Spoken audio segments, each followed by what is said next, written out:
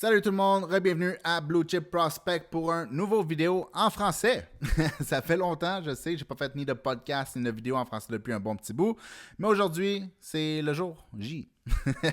Donc, la raison pourquoi je voulais faire une vidéo aujourd'hui, dans le fond, c'était pour parler de l'échange du Canadien de Montréal avec les Columbus Blue Jackets. Je voulais parler un peu de Patrik Laine. Je sais que c'est pas vraiment le style de vidéo que je fais d'habitude. Je suis beaucoup plus centré sur les prospects puis sur le draft en général. Mais aujourd'hui, je me suis dit, on va sortir de la zone de confort un petit peu.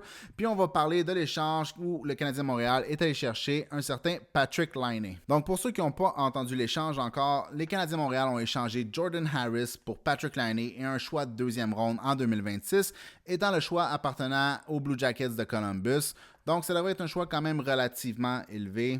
Du moins, c'est ce que je pense. Évidemment, en échangeant Jordan Harris, on sait tout un peu qu'est-ce qu'on perd. On perd un défenseur de troisième paire. Jordan Harris, c'est pas un joueur qui a vraiment le potentiel d'être un top 4 dans la Ligue nationale. Mais c'est pas un mauvais joueur pour autant. C'est une très bonne personne, une personne très intelligente. Mais en termes de joueur de hockey, c'est un joueur qui est quand même un peu vanné. C'est un joueur qui patine bien, qui bouge bien la rondelle, qui n'a pas nécessairement un bon tir, mais qui est capable de placer la rondelle sur le filet. Il défend bien, mais c'est un joueur de 5 pieds 11. Dans le fond, son hockey est quand même relativement limité. Comme je disais, c'est un joueur de troisième paire sans plus. Le type de joueur qui en a plusieurs dans la Ligue nationale. Donc, pour le Canadien, qui est quand même très bien nanti du côté gauche de la défense, c'est pas vraiment une grosse perte. Je veux pas être méchant envers Jordan Harris. C'est pas que Jordan Harris est un mauvais joueur. C'est juste que pour le Canadien, c'est pas nécessairement une grosse perte en tant que telle. On a gardé Jayden Struble qui peut, dans le fond, remplacer Jordan Harris. Okay? Mais de l'autre côté, on reçoit un choix de deuxième ronde qui est déjà quand même très bon, mais on reçoit aussi Patrik Laine. Fait que Patrik Laine étant la pièce maîtresse de cet échange, c'est aussi un joueur qui vient un peu avec un risque. Parce que Patrik Laine, c'est un joueur qui vient quand même avec un contrat de 2 ans à 8,7 millions de dollars par année, qui est quand même pas rien. On avait l'espace cette année, donc c'est pas vraiment un problème. Mais en plus, l'année prochaine, on va être capable de libérer de l'espace parce qu'on va avoir Christian Dvorak puis on va avoir Joel Armia qui vont sortir dans le fond des livres du Canadien. Fait qu'on va libérer 7,85 millions de dollars par année, ce qui dans le fond représente à peu près 90% du salaire de Patrik Laine. Donc, overall, on avait l'espace cette année. Puis l'espace va se libérer naturellement l'année prochaine avec, dans le fond, la sortie de Dvorak et de Joel Armia de l'équipe. Et une chose que j'aime beaucoup de l'échange, même si ça représente un peu un risque, c'est le fait que le Canadien fait un peu d'une pierre deux coups. Dans le fond, on rajoute du gabarit dans le top 6 de l'équipe. Parce que malgré que Patrik Laine n'est pas un joueur qui est très physique ou un joueur qui démolit son adversaire, ça reste quand même un joueur de 6 pieds 5, 215 livres, quelque chose dans ces environs-là.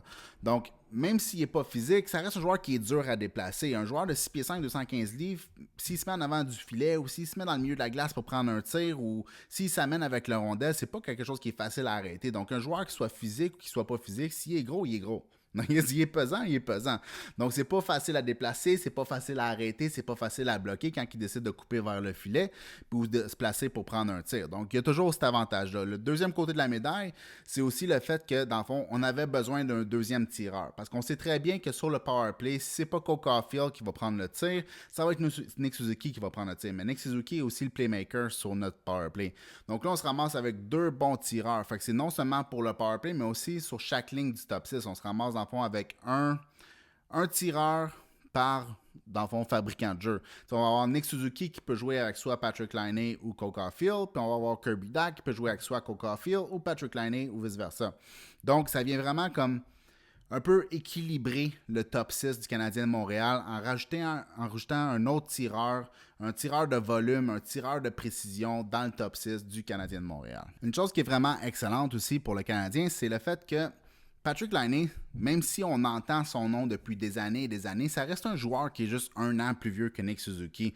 C'est pas comme si le gars il a 35 ans, le gars il a 26 ans, Nick Suzuki a 25.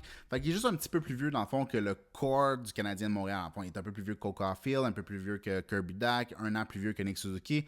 Mais n'empêche que si Patrik Laine réussit à redevenir un petit peu qu'est-ce qu'il était, soit en totalité ou en partie, n'empêche que ça fait en sorte que c'est un joueur qui peut faire partie du corps de l'équipe. Si ça va très bien, dans 2 ans, on le re-signe puis il fait partie de l'équipe pour autant de temps que Kent Hughes voudra.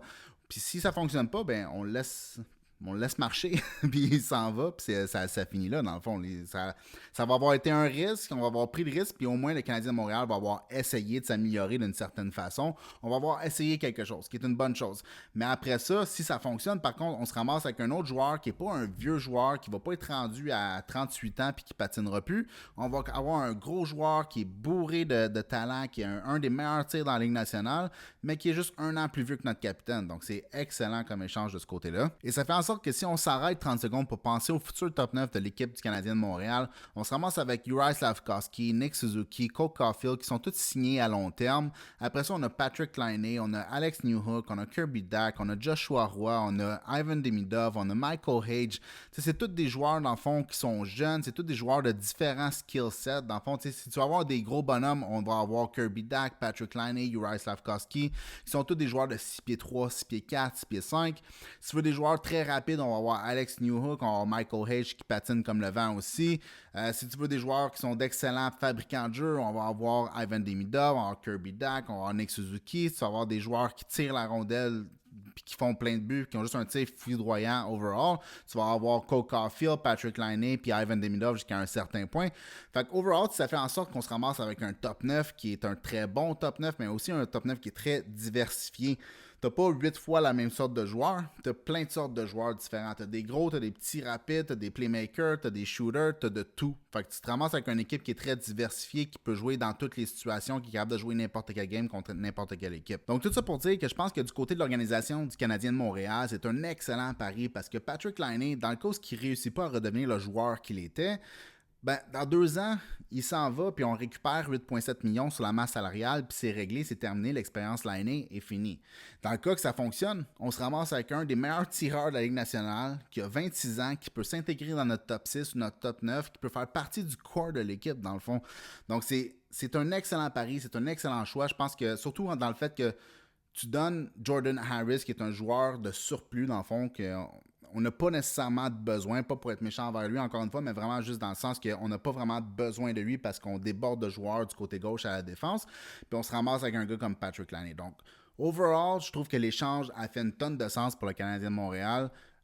C'est plate pour Columbus. De leur côté, dans le fond, c'est juste Patrick Laine voulait s'en aller. Puis évidemment, eux autres ne voulaient pas d'un joueur qui ne veut pas jouer pour eux autres. Donc, ils ont fait un cadeau, puis ils l'ont changé. Mais ça fait en sorte que le Canadien de Montréal se ramasse avec un excellent pari. Et de mon côté, c'est A+ comme échange. Je pense que c'est numéro 1. Puis c'est ça. Fait que j'espère que vous avez apprécié la petite analyse rapide. Comme d'habitude, j'espère que vous avez aimé la vidéo. On se revoit dans la prochaine. Peace.